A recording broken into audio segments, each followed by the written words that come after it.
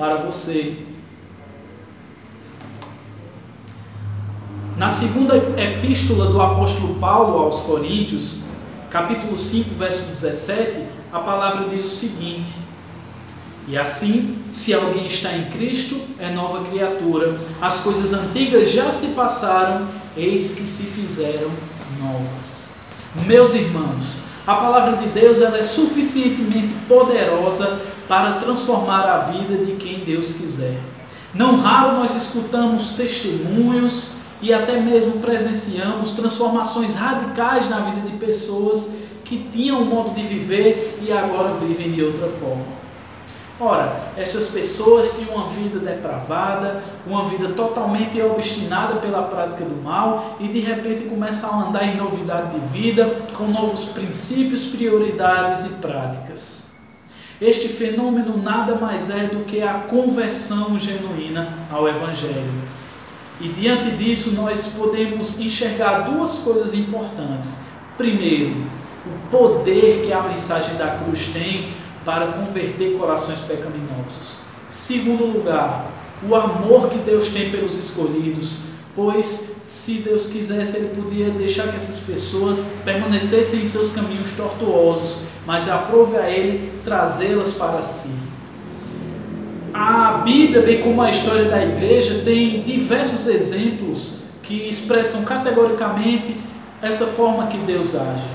Se não vejamos, Saulo de Tarso, perseguidor implacável dos primeiros cristãos, um homem que capitaneou diversas expedições com a finalidade de executar sumariamente as pessoas que criam que Jesus de Nazaré era o Messias, era o enviado de Deus.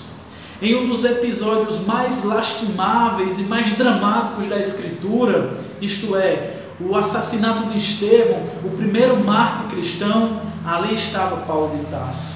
Saulo de Tarso ainda consentia e presenciava aquele momento e também apoiava a execução de um dos homens mais piedosos que a Bíblia relata. Não obstante essa frieza, essa maldade implacável de Paulo, no sentido de perseguir os cristãos, em um dado momento aprove a Deus derramar uma torrente de graça na vida daquele perseguidor.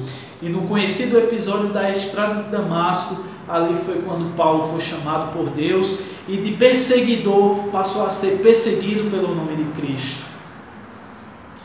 Não é à toa que ele mesmo escreveu a segunda epístola aos Coríntios, que diz que aquele que está em Cristo é uma nova criatura. Paulo se tornou uma nova criatura. O Saulo de Tarso, perseguidor, ficou no passado e o Paulo se tornou o maior líder do cristianismo e o maior missionário. Outro exemplo na história da igreja que nós temos é do cruel traficante de escravos John Newton. Este homem, durante muito tempo de sua vida, se dedicou a vender pessoas como mercadorias. Ele mercadejava os escravos para vários lugares do mundo. No entanto, em um certo momento, onde o barco que John Newton estava começou a ficar instável e numa grande correnteza começou a naufragar.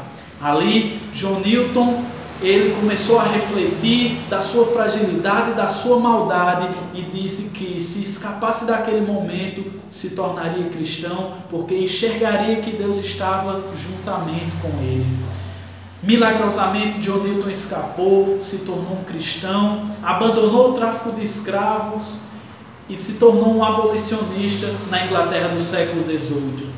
John Newton é o autor de um dos hinos mais belos da história do cristianismo, Amazing Grace, ou Maravilhosa Graça. Diante disso, meus irmãos, eu gostaria de trazer 3 rápidas lições sobre a transformação que Deus opera na vida das pessoas. Em primeiro lugar, o Evangelho é o poder de Deus para todo aquele que nele crê. Não há coração tão endurecido ao ponto de o Evangelho penetrar naquele lugar e ali não haver transformação. Assim ocorreu na história da igreja e na vida de inúmeras pessoas. Em segundo lugar, a graça de Deus ela é irresistível, isto é, não há uma pessoa sequer que, quando alcançada pela graça de Deus, seja eficazmente chamada e entrada no reino de Deus. Essa pessoa, qualquer pessoa, se Deus assim o quiser, pode ser alvo dessa graça. Terceiro e por fim, sabe aquele seu amigo, aquele ente querido, aquele seu familiar que tem uma vida hoje absolutamente deplorável, distante do Senhor, seja no mundo das drogas, da prostituição, da corrupção, praticando toda sorte de mal? Pois bem, essa pessoa pode ser um eleito de Deus, um escolhido de Deus. Portanto, continue pregando para ele, continue orando pela vida dele. Afinal, Deus chamará todas as ovelhas espalhadas para o seu apreço, e de lá absolutamente nada nem ninguém poderá as arrebatará. Que Deus os abençoe.